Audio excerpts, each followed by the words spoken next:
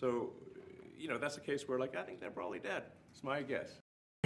If there's not a good feedback loop from the people to the government, and if you have rule of the bureaucrat, if the bureaucracy is in charge, and then what meaning does democracy actually have?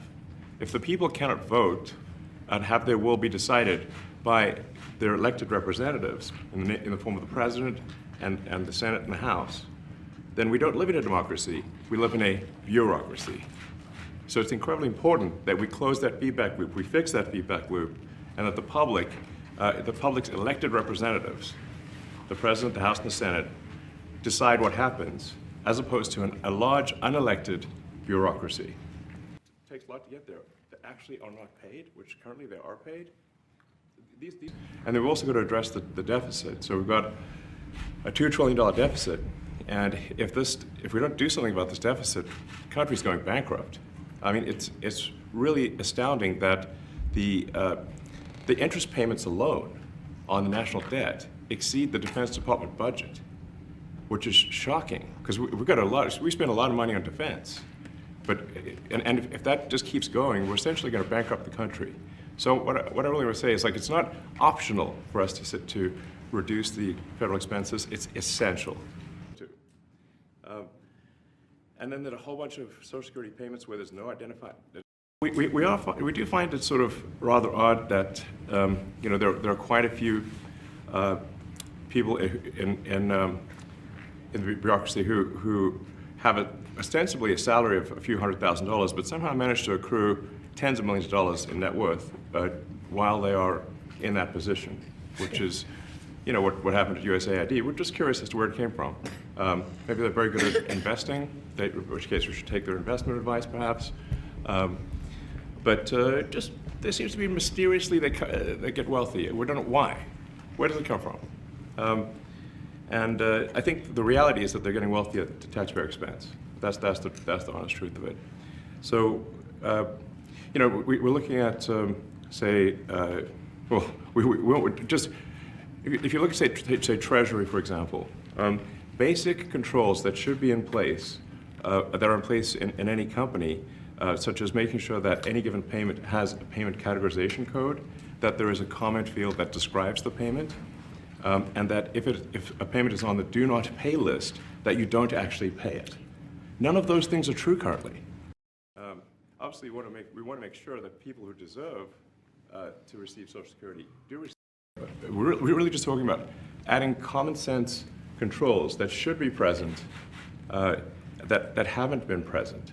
So you say, well, how could such a thing arise? That seems crazy. When you understand that really everything is geared towards complaint minimization, so then you understand the motivations. So if people receive money, they don't complain, obviously. But if people don't receive money, they do complain. And the fraudsters complain the loudest and the fastest. So then when you understand that, then it makes sense. Oh, that's why everything they approve all the payments at Treasury. Because if you approve all the payments, you don't get complaints. The federal bureaucracy just makes sure that this, obviously there needs to be a lot of people working for the federal government, but not, I mean, these things, it's just common sense. It's not draconian or radical, I think. It's really just saying, let's look at each of these expenditures and say, is this actually in the best interest of the people? And if it is, it's approved. If it's not, we should think about it. So, if people can retire, with full benefits and everything, that would be good.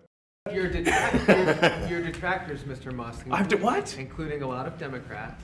I have detractors? You do, sir. I don't believe it. Say that you're orchestrating a hostile takeover of government and doing it in a non-transparent way.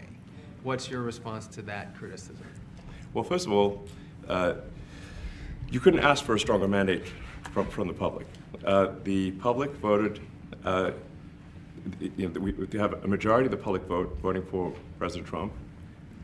We won the House, we won the Senate. The people voted for major government reform. There should be no doubt about that. That was on the campaign. The president spoke about that at every rally. The people voted for major government reform, And that's what people are going to get. They're going to get what they voted for. And a lot of times, that people that don't get what they voted for, but in this presidency, they are going to get what they voted for. And that's what democracy is all about. Than the DOGE organization. Mr. Musk, the White House says that you will identify and excuse yourself from any conflicts of interest that you may have. Does that mean that you are in effect policing yourself? What are the checks and balances that are in place to ensure that there is accountability and transparency? Well, we actually are trying to be as transparent as possible. In fact, our actions, we post our actions to the DOGE handle on X and to the DOGE website. So all of our actions are maximally transparent. In fact, I don't think there's been, I don't know of a case where an organization has been more transparent than the DOGE organization. Yeah, so there are sort of checks in place. So it's not just.